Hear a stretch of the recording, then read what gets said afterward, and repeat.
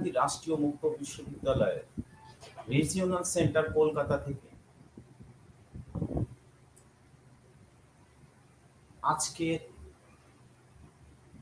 Live প্রোগ্রামে অংশগ্রহণকারী সমস্ত ছাত্রছাত্রী এবং পাঠক সমাজকে স্বাগত জানাই।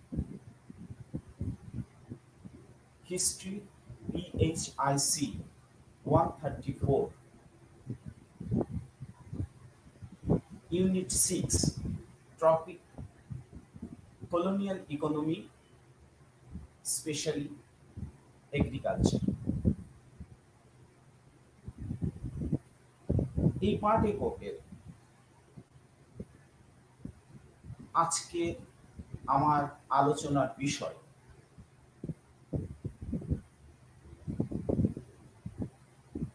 চিরস্থায়ী বন্দোবস্তের বিকল্প ভূমি বন্দোবস্ত হিসেবে রায়তওয়ারি বন্দোবস্ত, রায়তওয়ারির অধীনে ভূমি রাজস্ব নির্ধারণ অর্থাৎ ভূমির মূল্যায়ন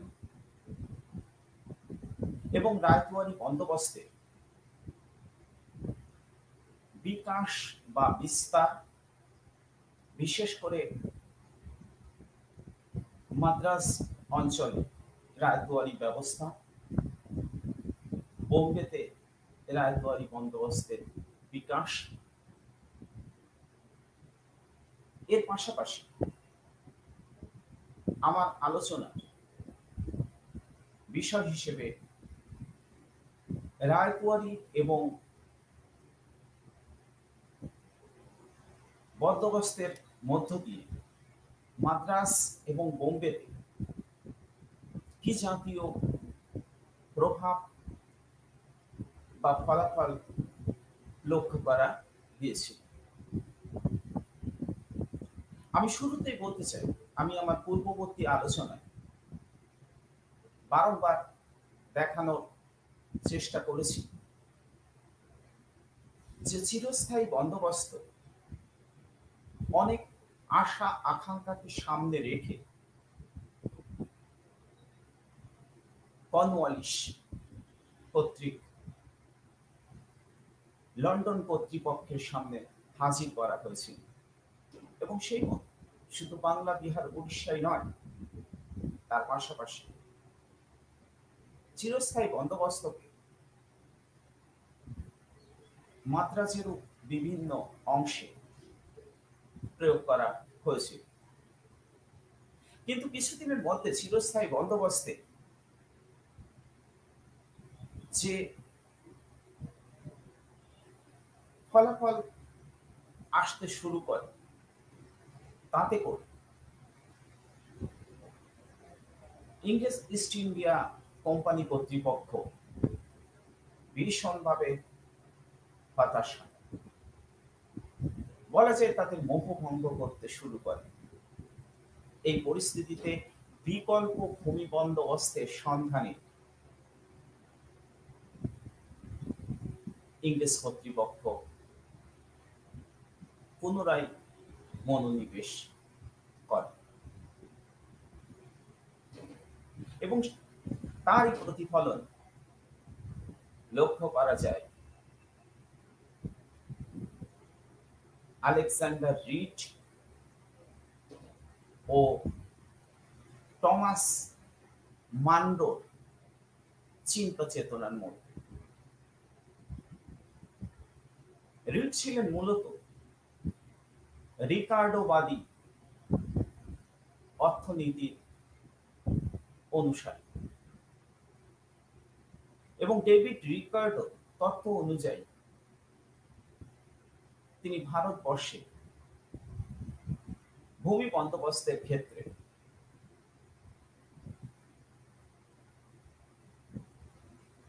সরাসরি কৃষকদের সঙ্গে সরকারের চুক্তিবদ্ধ হওয়ার উপর জোর দিয়েছিলেন। যাই হোক, 1792 সালের পর থেকে টিপু সুলতানের ছেড়ে দেওয়া অঞ্চলগুলিতে মানভোকে টমাস মানভো প্রশাসনিক পদে বসানো হয় এবং তাকে দায়িত্ব দিয়ে পাঠানো হয় এবং তিনি ওই অঞ্চলে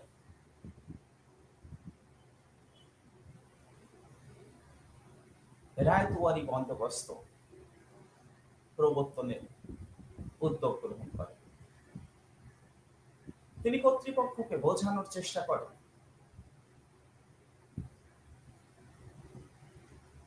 মাদ্রাজের এই অংশে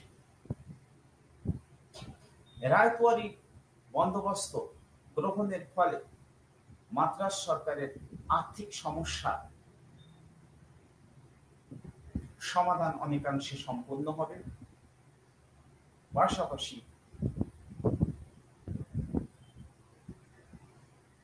কৃষকদের সঙ্গে চুক্তির ফলে কৃষকদের স্বত্বাধিকার দেওয়ার মধ্য দিয়ে কৃষি বিপ্লব সংঘটিত হবে বলে তিনি আশা করেছেন। ইতিমধ্যে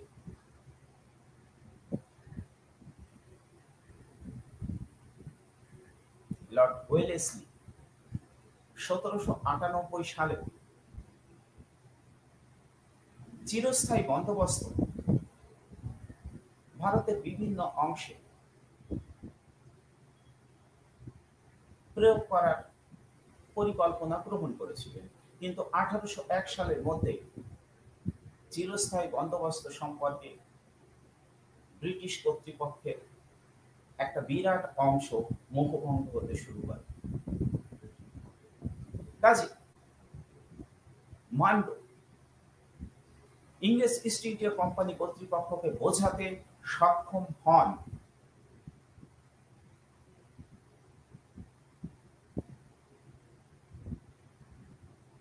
রায়তুয়ারি বন্দোবস্ত মধ্য দিয়ে সরকারের রাজস্ব যেমন বৃদ্ধি পাবে, পাশাপাশি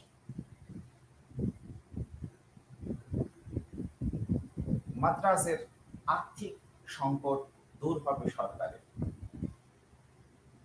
এবং এই বন্দোবস্ত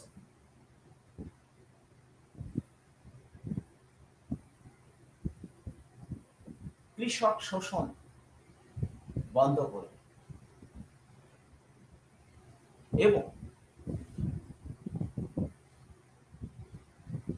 মাদ্রাজের যে গ্রামীণ স্তরে বিন্যাস, সামাজিক বিন্যাস, সেই সামাজিক বিন্যাসের প্রেক্ষাপটে দাঁড়িয়ে উপযোগী হবে। তাই চিরস্থায়ী বন্দোবস্তের বিকল্প হিসেবে দক্ষিণ ও দক্ষিণ পশ্চিম ভারতে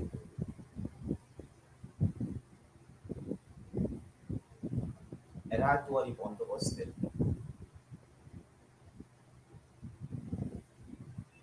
প্রয়োগ করা হয়।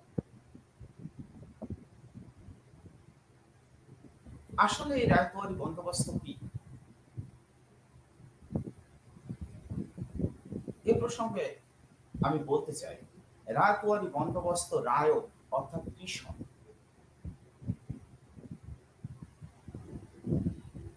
কৃষকের সঙ্গে সরাসরি সরকারের চুক্তি। প্রথমে মান্ডো একটি গ্রাম এর সঙ্গে নির্দিষ্ট রাজস্বের চুক্তি করেছিলেন, যা 20 বা 30 বছর পর পাল্টানো যাবে। এবং যদি কোনো কৃষক নিয়মিত এই রাজস্ব প্রদান করে থাকে, তাহলে তা ওই নির্দিষ্ট ভূমি ক্ষেত্র থেকে উচ্ছেদ করা যাবে না। আর যদি কোনো কৃষক নির্দিষ্ট রাজস্ব জমা দিতে অপারগ হন, তাহলে সরকারি কর্মচারী বৃন্দ তাকে জমি থেকে বিচ্যুতি ঘটাতে পারেন, অর্থাৎ তার ভৌমিক অধিকার কেড়ে নেওয়া হতে পারে। এর জন্য কোনো আইন বা আদালতের দ্বারস্থ হতে হবে।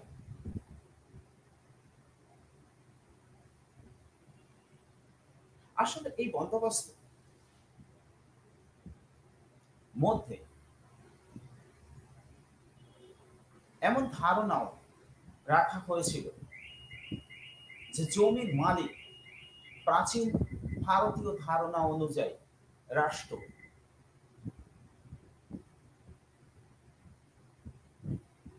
অতএব কৃষক, রাষ্ট্র, এই দুয়ের মধ্যে কোনো মধ্যস্বত্বভোগী অর্থাৎ জমিদার অস্তিত্ব স্বীকার করা হয়। ফলে কৃষকরা তাদের কৃষি পণ্য উৎপাদনের খরচ এবং তাদের পারিশ্রমিক রেখে যা অতিরিক্ত উৎপাদন করত, সেই উৎপাদনের, অর্থাৎ যেটাকে উদ্বৃত্ত উৎপাদন বলা হচ্ছে, সেই উদ্বৃত্ত উৎপাদন এর একটা অংশ রাষ্ট্র বা সরকারের প্রাপ্য হওয়া উচিত। যে প্রাপ্য অংশ বাংলার ক্ষেত্রে বা মাদ্রাজের অন্যান্য অঞ্চলের ক্ষেত্রে, যেখানে চিরস্থায়ী বন্দোবস্ত গ্রহণ করা হয়েছিল, সেই সমস্ত অঞ্চলে মধ্যস্বত্বভোগী জমিদার, মাদ্রাজের ক্ষেত্রে পলিগার, গ্রামীণ পলিগার সম্প্রদায়, যারা ঠিক জমিদার নয়, গ্রামীণ স্তরে প্রভাবশালী ব্যক্তিবর্গ, তারা, তাদের সঙ্গে বন্দোবস্ত করা হয়েছে। ফলে সেই সমস্ত মধ্যস্বত্বভোগীদের প্রাধান্যকে হ্রাস করার একটা সক্রিয় উদ্যোগ হিসেবে রায়তওয়ারি বন্দোবস্তকে গ্রহণ করা হয়েছিল। রায়তওয়ারি বন্দোবস্ত রায় এবং সরকারের মধ্যে কোন রকম মধ্যস্বত্বভোগীকে স্বীকার করা হয়। সরকারি কর্মচারীরা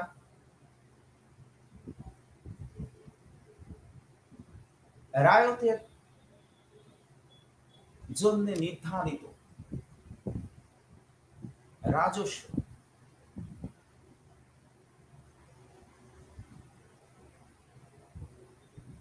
আদায় করবে এবং সরাসরি রাজকোষে জমা দেবে। এই বন্দোবস্তের আরো অন্যান্য দিকগুলি মান্য এবং তার অনুগামী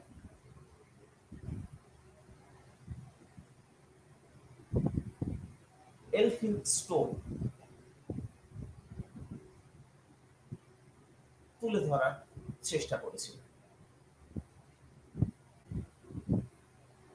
সব মিলিয়ে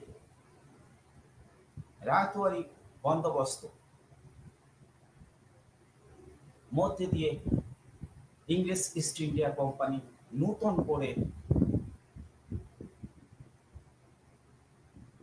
আশা দেখতে পেয়েছিল। তাই মানল রায়তওয়ারি বন্দোবস্তকে।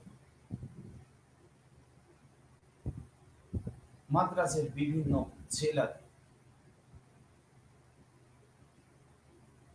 প্রয়োগ করার নীতি গ্রহণ করা হয়েছিল।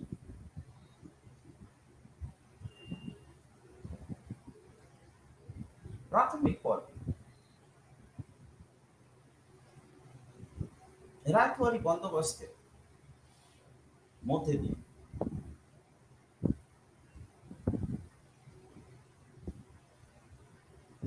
যেমনটা আশা করা হয়েছিল ঠিক তেমনটা সাফল্য হয়তো আসেনি।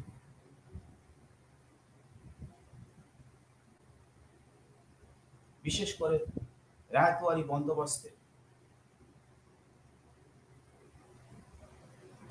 প্রয়োগ ঘটানোর জন্য মাদ্রাজ অঞ্চলের বিস্তৃত অংশে ভূমির যথার্থ মূল্যায়ন খুব প্রাসঙ্গিক হয়ে দেখা দিয়েছিল।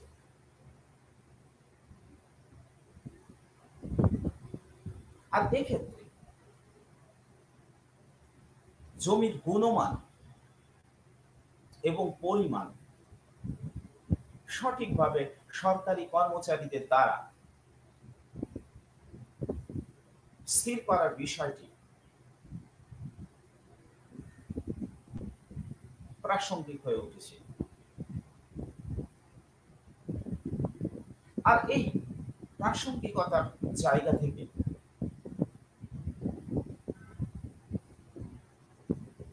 মাদ্রাজের বিভিন্ন অঞ্চল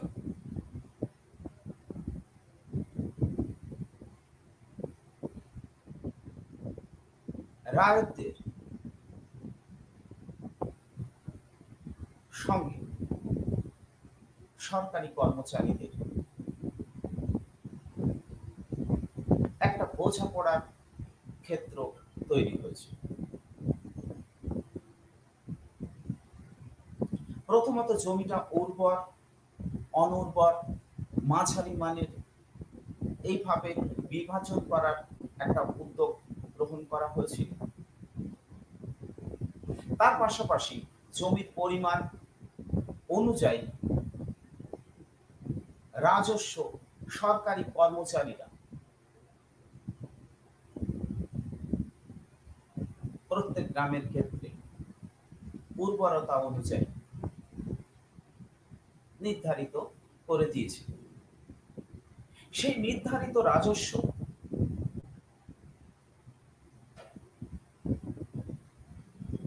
অবশ্যই সর্বোচ্চ ছিল, সর্বোচ্চ রাজস্ব ধার্য করা হয়েছিল। অর্থাৎ অনেক বেশি বেশি করে রাজস্ব সরকারি কর্মচারীরা নির্দিষ্ট জমির ক্ষেত্রে রেখেছিল। তবে এই বন্দোবস্ত এটাও রাখা হয়েছিল যে যদি কোনো কৃষক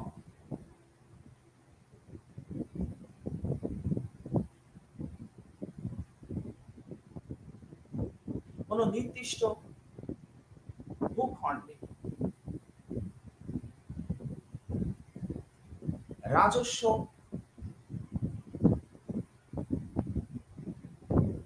সম্পর্কে অসন্তুষ্ট থাকে, তাহলে সে স্বেচ্ছায় সেই ভূখণ্ড ছেড়ে দিতে পারে। অন্য কোনো কৃষক বা প্রজা সেই ভূখণ্ড যদি নির্দিষ্ট রাজস্ব দেওয়ার শর্তে গ্রহণ করতে ইচ্ছুক থাকেন, তাহলে তিনি তা গ্রহণ করবেন, অন্যথায় পতিত ভূমিক্ষেত্র হিসেবে থেকে যাবে। অর্থাৎ ওই নির্দিষ্ট ভূখণ্ডে কৃষি উৎপাদন অর্থাৎ চাষবাস বন্ধ থাকে। এই বন্দোবস্তে মানরো এটাও জোর দিয়েছিলেন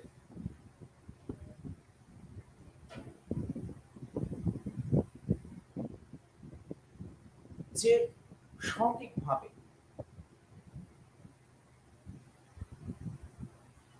যাতে ভূমি ক্ষেত্রের মূল্যায়ন হয় এবং সেই মতো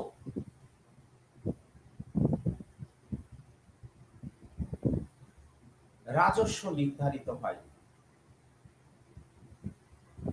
যাতে করে সরকারও তার প্রাপ্য পায় এবং কৃষকরাও যাতে শোষিত বা বঞ্চনার শিকার না হয়। কিন্তু বাস্তবিক পক্ষে এর বিপরীত চিত্র ঘটেছিল। কোথাও বা সামান্য পরিমাণ জমি সার্ভে করা হয়েছিল এবং সেই সার্ভের ভিত্তিতে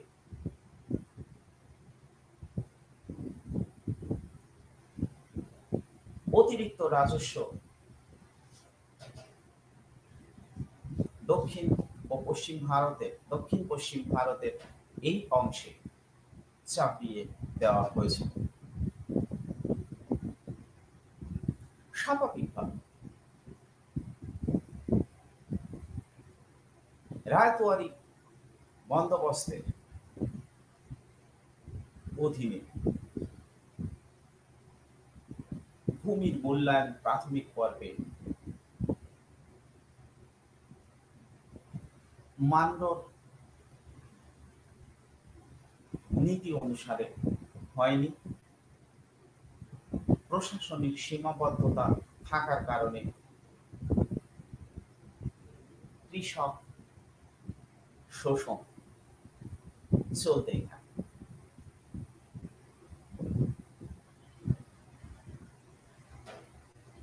যাই হোক, ভূমির সঠিক মূল্যায়ন না হওয়ার কারণে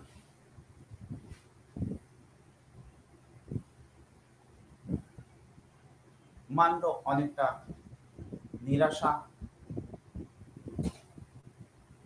মধ্যে পড়ে যান এবং ইস্ট ইন্ডিয়া কর্তৃপক্ষ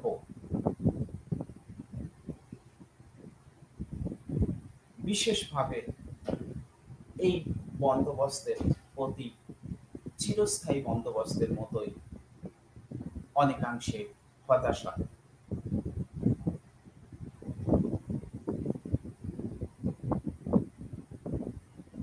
এই পরিস্থিতিতে 1807 এর পরে মান্ড লন্ডনে ফেরত চলে যান।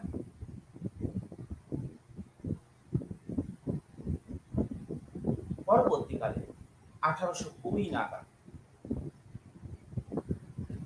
তিনি পুনরায় ভারতে ফেরত আসেন এবং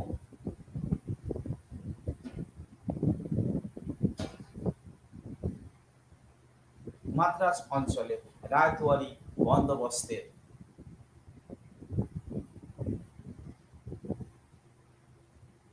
প্রয়োগ ঘটানোর উপর জোর দেন। তবে এই পর্বে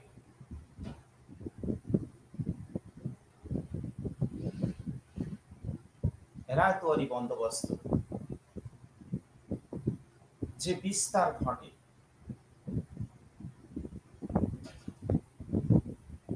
সেই বিস্তার টমাস মান্ড নীতি অনুযায়ী সম্পূর্ণভাবে চালিত হয়নি। তার অনেকটা রদবদল ঘটে এবং সংস্কার ঘটিয়ে রায়তওয়ারি বন্দোবস্তের বিস্তার ঘটানো হয়।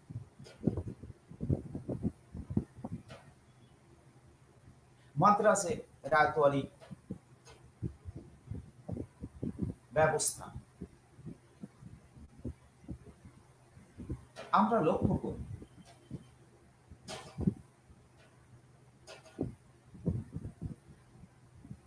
মাদ্রাজের ক্ষেত্রে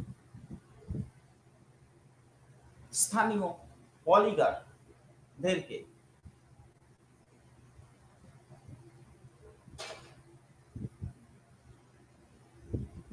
তাদের ক্ষমতা থেকে হারিয়ে দিতে বা সরিয়ে দিতে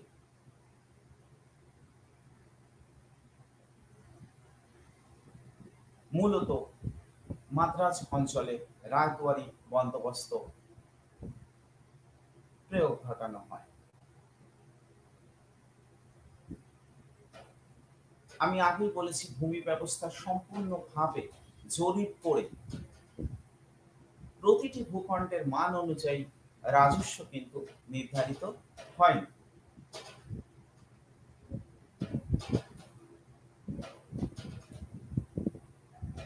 বরং রাজস্ব নির্ধারিত হয়েছিল সীমিত কিছু অঞ্চলের সার্ভেকে সামনে রেখে, এবং সেই রাজস্বের হার যথেষ্ট বেশি ছিল।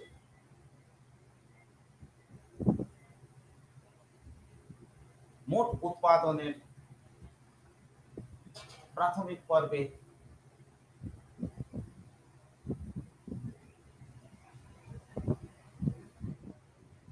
একে 2 অংশ, পরবর্তীকালে একে 3 অংশ, বা কখনো কখনো 5/2 অংশ, এইরকম ভাবে রাজস্ব নির্ধারিত হয়েছিল। তবে মাদ্রাজের ক্ষেত্রে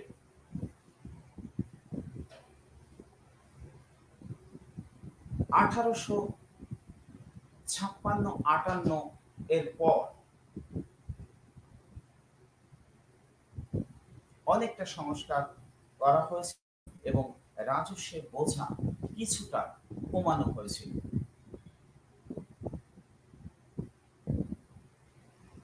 রাজস্বের বোঝা কিছুটা কমানোর ফলে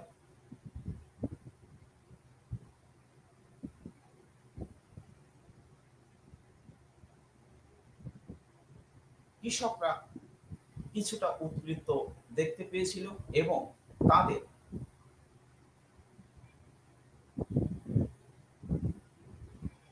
ভূমি বা জমির প্রতি আকর্ষণ একটু একটু করেও পরবর্তীকালে বৃদ্ধি পেয়েছে। তবে শুরুর দিকে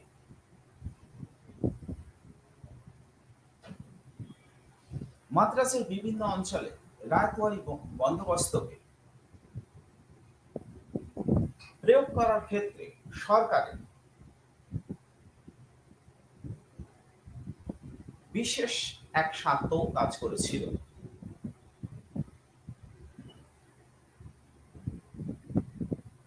বিশেষ করে এই পলিগন সম্প্রদায়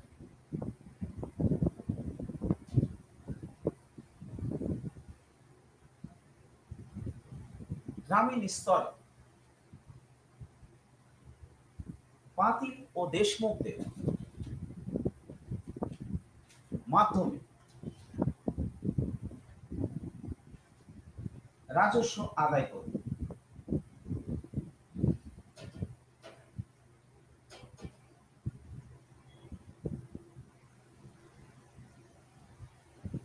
এই পলিগারদের ক্ষমতা বৃদ্ধি কে থামিয়ে দেওয়ার জন্য ইংরেজ ইস্ট ইন্ডিয়া কোম্পানি মাদ্রাজের রায়তওয়ারি বন্দোবস্তকে ভীষণভাবে প্রয়োগ করেছে। আর তাছাড়া বাংলা, বিহার, উড়িষ্যার মতো এইরকম শক্তিশালী জমিদাররাও মাদ্রাজের এই অংশে ছিল না। তারা অনেক বেশি ব্রিটিশ বিরোধী তার ভূমিকা পালন করেছিল। তাই ছোট ছোট কৃষকদের সাথে, অর্থাৎ রায়তদের সাথে চুক্তিবদ্ধ হওয়াটাই ইস্ট ইন্ডিয়া কোম্পানি অধিক কাম্য বলে মনে করেছিল।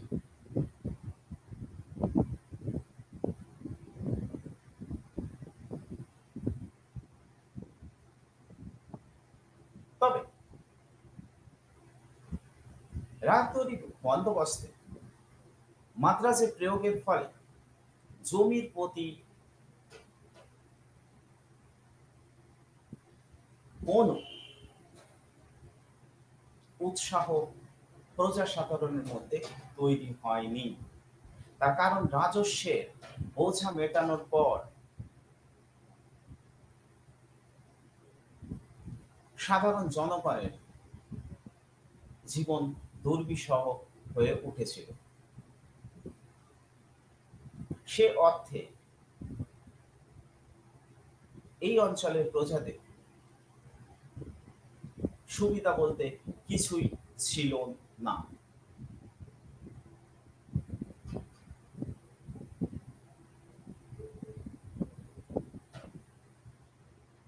স্বাভাবিকভাবে মাদ্রাজ প্রেসিডেন্সি অঞ্চল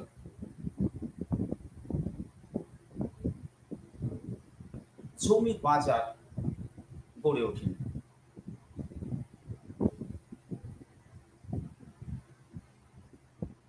বরঞ্চ গ্রামীণ মিরাসিদাররা তারা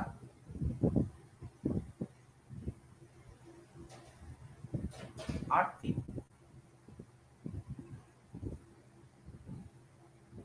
অগ্রগতিকে সামনে রেখে গ্রামীণ কৃষকদেরকে নানানভাবে ঋণের জালে জড়িয়ে ফেলেছিল। সার্বিক পরিস্থিতি খারাপ হয়েছে। তবে সময়ের পরিবর্তনের মধ্যে দিয়ে ধীরে ধীরে রায়ত কৃষকদের সংস্কারের মাধ্যমে রায়তওয়ারি বন্দোবস্তের কৃষকদের স্বার্থ কিছুটা হলেও পরবর্তীকালে সুরক্ষিত হয়েছিল। আবার বোম্বের ক্ষেত্রে রায়তওয়ারি বন্দোবস্ত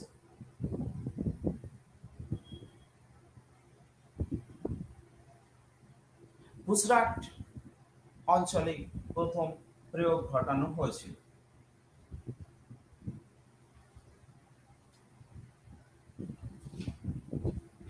এবং গুজরাটে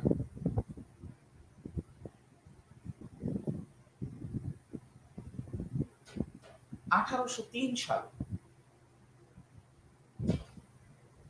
রায়তওয়ারি বন্দোবস্ত প্রয়োগ করা হয়েছে।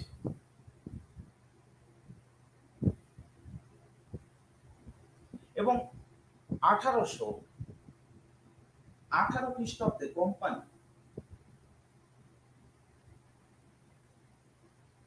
পেশোয়ার মারাঠা পেশোয়াদের অধিকৃত অঞ্চল অধিগ্রহণ করার পর এই স্থানে এলফিনস্টোন নেতৃত্বে রায়তওয়ারি বন্দোবস্ত প্রয়োগ করা হয়।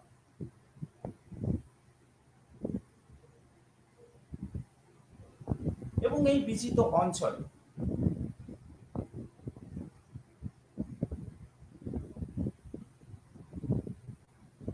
রায়তওয়ারি বন্দোবস্তকে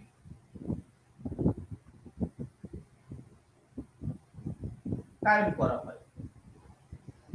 প্রথম দিকে এই সমস্ত অঞ্চলে গ্রামীণ পাতিল ও দেশমুখরা রাজস্ব আদায় করতেন, কিন্তু এই রাজস্ব ব্যবস্থা আশা অনুরূপ না হওয়ার কারণে পরবর্তীকালে এই অঞ্চলেও সরকারি কর্মচারীদের দ্বারা রাজস্ব আদায় করার উদ্যোগ গ্রহণ করা হয়েছিল।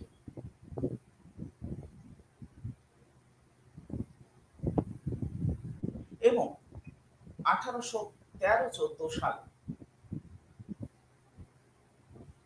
সরকারি কর্মচারীরা সরাসরিভাবে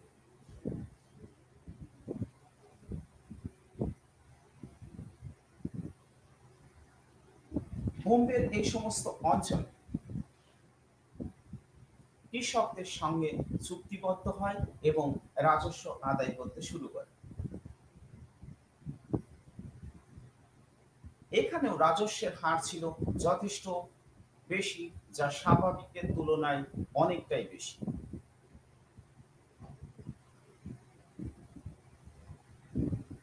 রাজস্বের এই হার বৃদ্ধির ফলে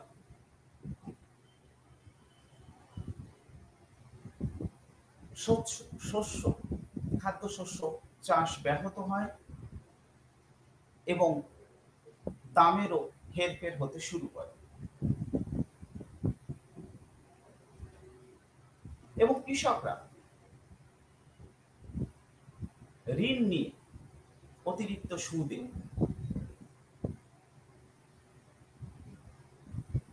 বা জমি বন্ধক রাখতে বাধ্য হতো বা জমি ছেড়ে চলে যেতে বাধ্য হতো। পার্শ্ববর্তী অঞ্চলে তারা বসবাস করতে শুরু করে, অর্থাৎ তারা যে অঞ্চলে থাকছে সেই জায়গা থেকে তারা অতিরিক্ত রাজস্বের চাপে চলে যেতে বাধ্য হচ্ছে।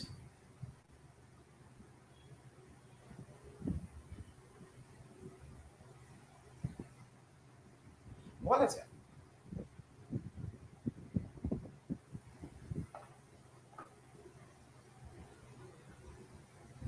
এই সময় সরকার কিছুটা বিকল্প ভাবনার দ্বারা চালিত হয়, বিশেষ করে আর কে প্রিঞ্জল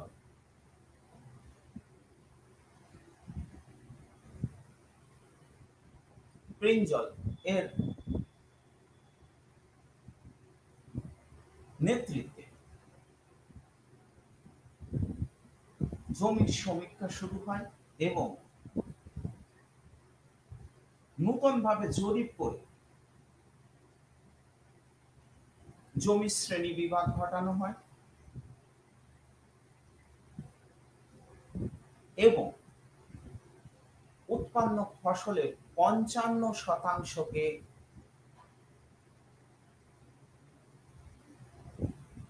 বোম্বের এই অঞ্চলে রাজস্ব হিসেবে ধার্য করা হয়।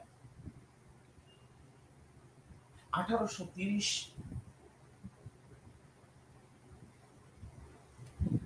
সালে এই পরিকল্পনাটি প্রথম ইন্দাপুর তালুকে কার্যকরী করা হয়, তবে কিছুদিনের মধ্যে ত্রুটি বিচ্যুতি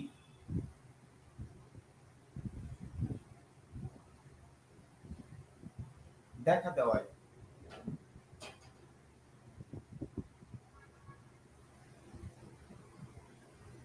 এই পরিকল্পনাটি বাতিল বলে গণ্য হয়। অর্থাৎ রায়তওয়ারি বন্দোবস্তকে কিছুটা পরীক্ষামূলকভাবে প্রয়োগ করার চেষ্টা করা হয়েছিল ইন্দাপুর তালুকে। যে কাজটি সামনে এনেছিলেন তিনি ছিলেন আর কে প্রিঞ্জল এবং এই সময় অপর দুজন আধিকারিক সরকারি কর্মচারী, যাদের নাম জি উইনগেট এবং এইচ ই গোল্ড স্মিথ, যারা খাজনা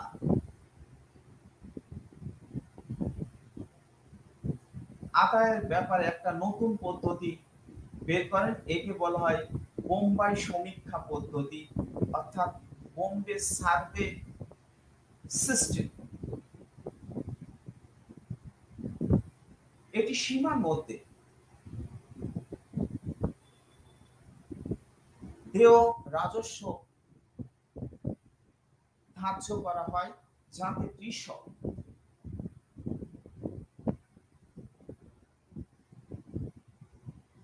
এই রাজস্ব নিয়মিতভাবে প্রদান করতে পারে।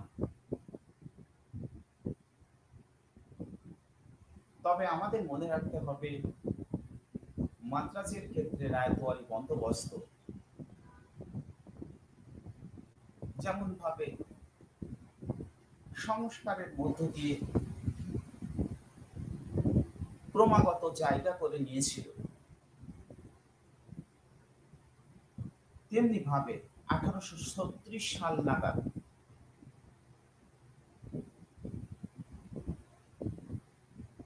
নতুন করে বোম্বের ক্ষেত্রেও রায়তোয়ারি বন্দোবস্ত রাজস্ব নির্ধারণ করেছিল এবং বলা হয়েছিল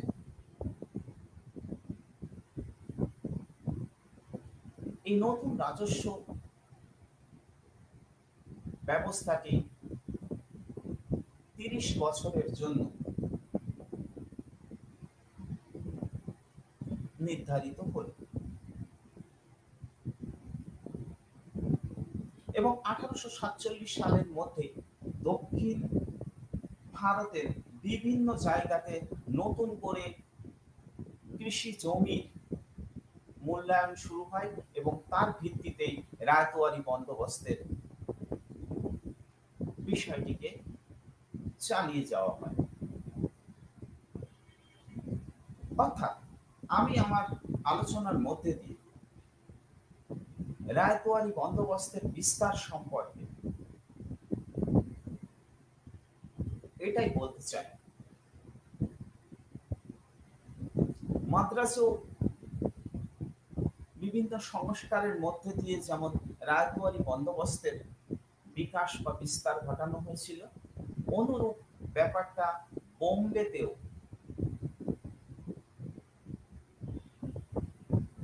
বিভিন্ন পরীক্ষামূলক বিষয় রায়তোয়ারি বন্দোবস্তের মধ্যে আনা হয়েছিল এবং সেই মতো করে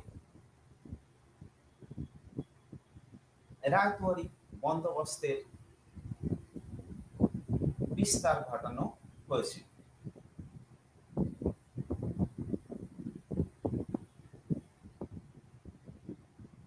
আমি আমার পরবর্তী আলোচনা যেটা তুলে ধরতে চাই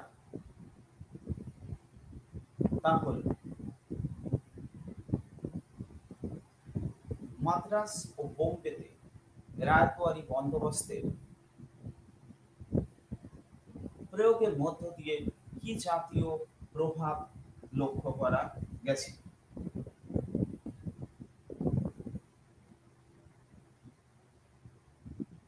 তবে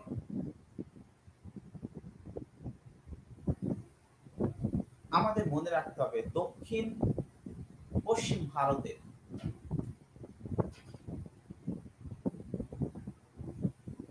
বিভিন্ন অংশে, বিশেষ করে মাদ্রাজ ও বোম্বেতে যে রায়তোয়ারি বন্দোবস্ত প্রয়োগ করা হয়েছিল, তার ফলে কৃষি প্রধান সমাজের উপর কি প্রভাব পড়েছিল তা নিয়ে ইতিহাসবিদদের মধ্যে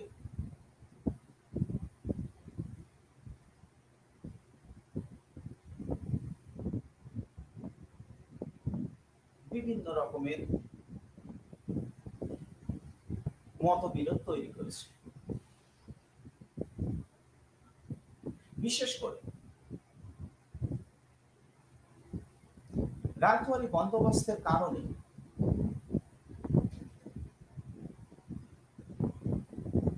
কৃষক বিদ্রোহ সংগঠিত হয়েছিল। এক্ষেত্রে আমরা বোম্বের দাক্ষিণাত্যে 1875 সালের কৃষক বিদ্রোহের কথা বলতে পারি।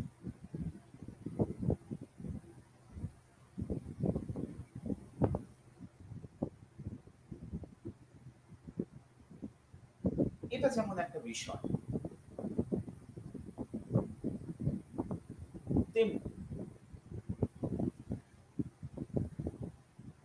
এই বন্দোবস্তের উদ্দেশ্য এবং শর্তাবলী যেগুলো সামনে এনে রায়তওয়ারি বন্দোবস্তকে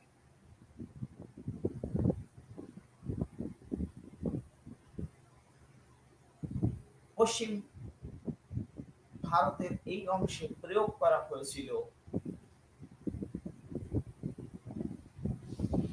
সেই বিষয়টি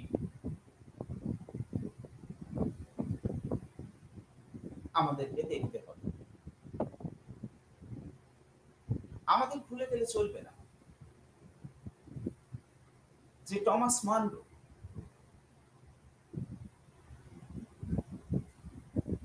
কতগুলো উদ্দেশ্য সামনে এনে রায়তওয়ারি বন্দোবস্তের প্রয়োগ ঘটিয়েছিল।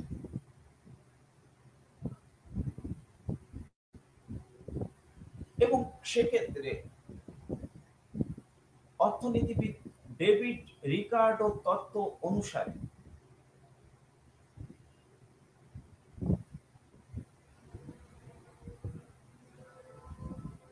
রায়তওয়ারি বন্দোবস্তকে প্রয়োগের যুক্তি খোঁজা হয়েছিল।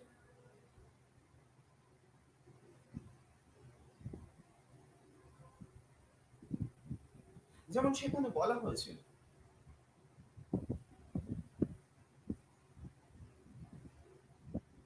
এই বন্দোবস্ত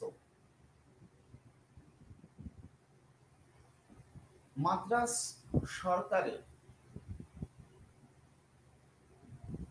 যে বিভিন্ন আর্থিক সমস্যা রয়েছে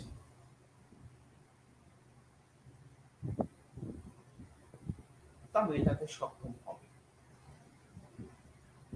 কিন্তু বিভিন্ন পরিসংখ্যান থেকে দেখা যায়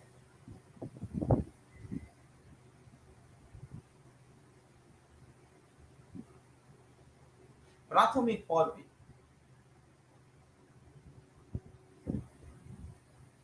যতটা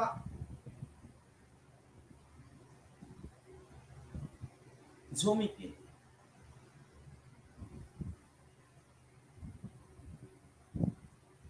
চিহ্নিত করা হয়েছিল তার অর্ধেকেরও কম অংশের জমিতে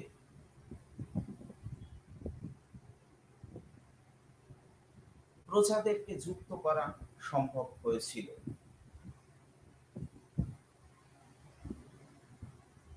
ফলে স্বাভাবিকভাবে রাজস্ব নির্ধারিত হয়েছিল, কিন্তু রাজস্ব আদায়ের ক্ষেত্রে ঠিক ততটা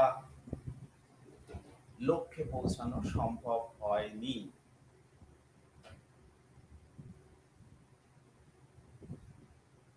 ফলে রায়তওয়ারি বন্দোবস্ত ব্রিটিশদের চিরস্থায়ী বন্দোবস্তের মতোই রাজস্বের চাহিদা মেটাতে ব্যর্থ হয়েছিল।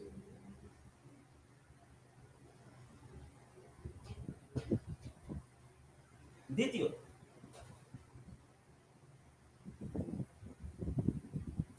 রায়তওয়ারি বন্দোবস্তে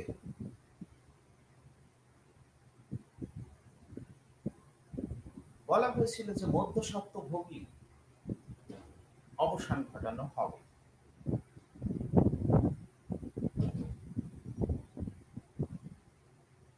অর্থাৎ জমিদারি প্রভাব রায়তের জীবন থেকে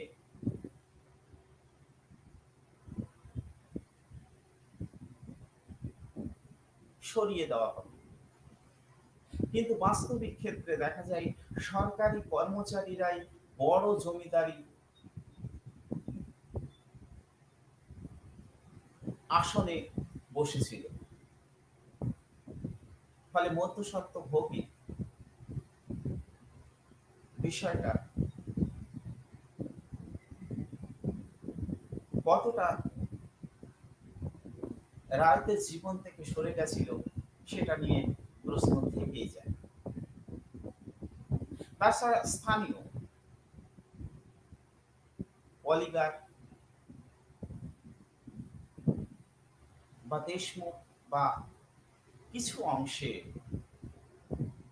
সচ্ছল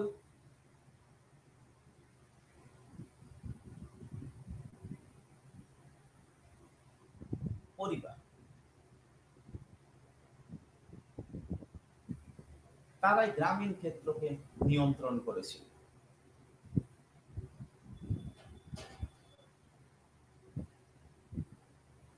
ফলে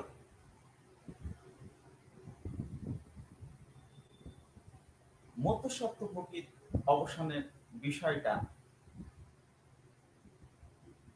সে অর্থে হয়নি। তার জায়গায় সরকার কর্মচারীদের মাধ্যমে আরো শক্তিশালী জমিদারি ব্যবস্থা প্রবর্তন করেছিল মাদ্রাজ ও বোম্বের এই অংশে।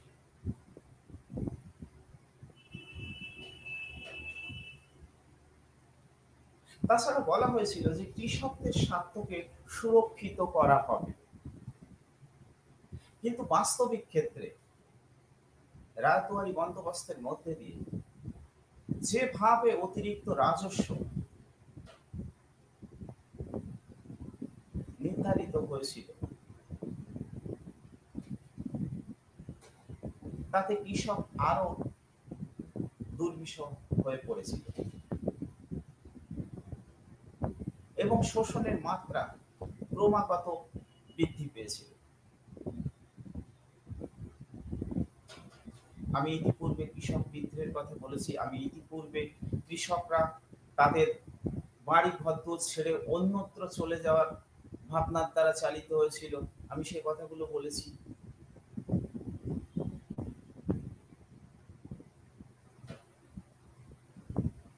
পাশাপাশি আমি এটা বলার চেষ্টা করেছি যে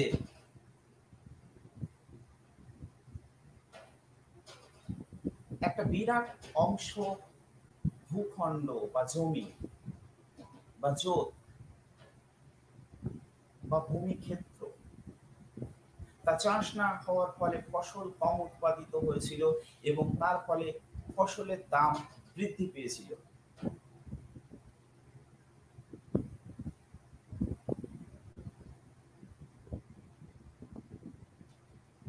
ফলে কৃষি বিপ্লবের ভাবনা, যা রায়তওয়ারি বন্দোবস্তের মধ্যেও মানরো বা রিকার্ডোর তত্ত্বে স্থান পেয়েছিল, তা প্রশ্নের মুখে এসে দাঁড়িয়েছে। এমনকি জমির বাজারও সে অর্থে মাদ্রাজ ও বোম্বে তৈরি হয়নি। জমি কিনতে কেউ আগ্রহী ছিল।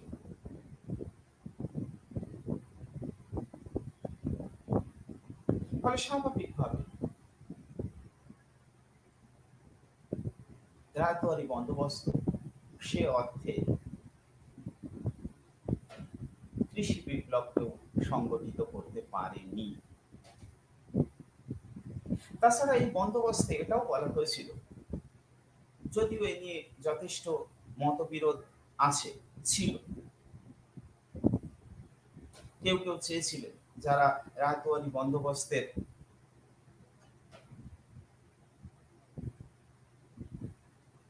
মতো নীতি গ্রহণ করেছিলেন, তাদের মধ্যেও এ নিয়ে যথেষ্ট দ্বন্দ্ব ছিল। কেউ কেউ চেয়েছিলেন যে জমির মালিকানা রাষ্ট্রের হাতেই থাকবে, কৃষক শুধু রেন্ট অর্থাৎ ভাড়া হিসেবে এই রাজস্ব প্রদান করবে। আবার কেউ কেউ এটাও মনে করেছিল, রায়তকে যদি জমির সত্ত্বাধিকার, চিরস্থায়ী বন্দোবস্তের মধ্যে দিয়ে যেমন জমিদারকে জমির সত্ত্বাধিকার দেওয়া হয়েছিল, তেমন সত্ত্বাধিকার যদি রায়তকে দেওয়া হয়, তাহলে রায়ত উদ্বৃত্ত উৎপাদনের উদ্যোগী হবে এবং সেই উদ্বৃত্তের একটা অংশ রাষ্ট্র কিন্তু পেতে পারে।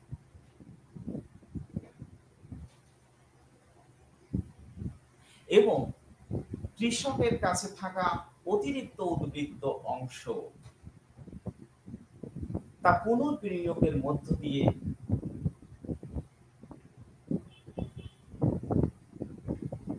কৃষি বিপ্লবকে সম্ভবপর করে তোলা যাবে। কিন্তু কার্যক্ষেত্রে কি দেখা গেল, যে রাজস্বের অতিরিক্ত বোঝা মেটাতে কৃষক হিমশিম খেয়ে গেল। ফলে উদ্বৃত্ত অংশ পাওয়ার যে ভাবনা ব্রিটিশদের মনের মধ্যে আশা জাগিয়েছিল, তার নিরাশায় পরিণত হল।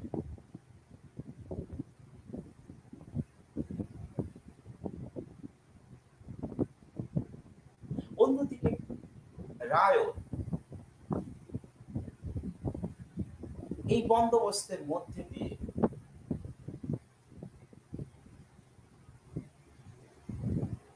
জমির পাট্টা পেল। সেখানে নির্দিষ্ট ভূখণ্ড ভোগ দখলের অধিকার নির্দিষ্ট খাজনা দেওয়ার মাধ্যমে তারা পেল। কিন্তু সেই রাজস্ব দিতে অপারগ হলেই সরকার কোনো প্রকার আইনি জটিলতার মধ্যে না যেয়ে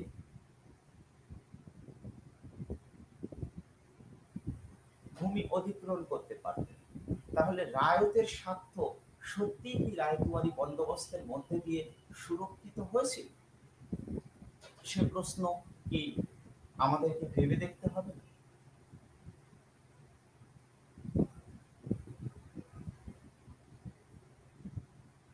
তাছাড়া গ্রামীণ স্তরে যে সামাজিক বৈষম্য পূর্বে ছিল, অর্থাৎ এই অংশে যারা যারা গ্রামীণ স্তরে কাজকর্মের সঙ্গে যুক্ত ছিলেন, সেই পাঁতিল, সেই দেশমুখ, পলিগার, মিরাসিদার, সেই সম্প্রদায়ের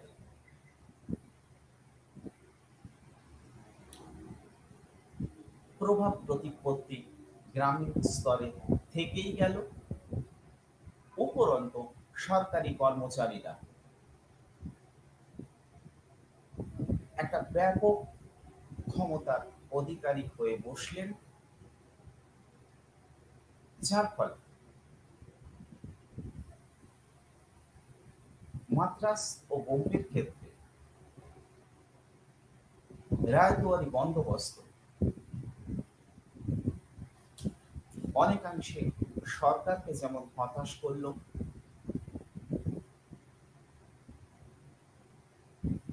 কৃষকদেরকে হতাশ করল, বা রায়তকে হতাশ করল। পাশাপাশি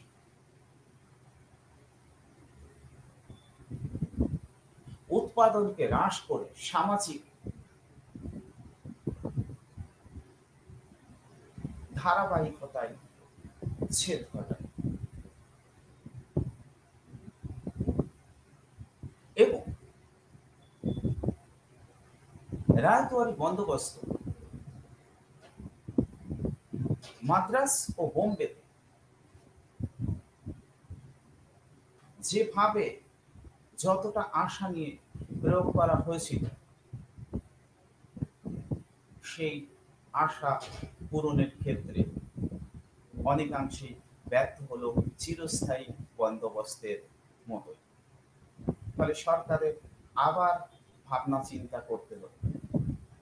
তবে মজার বিষয় যে সরকার রায়তুয়ারি বন্দোবস্তকে টিকিয়ে রেখেছিল নানান ধরনের সংস্কারের মধ্য দিয়ে। পরবর্তীকালে অবস্থা সামান্য পরিবর্তন হয়েছিল।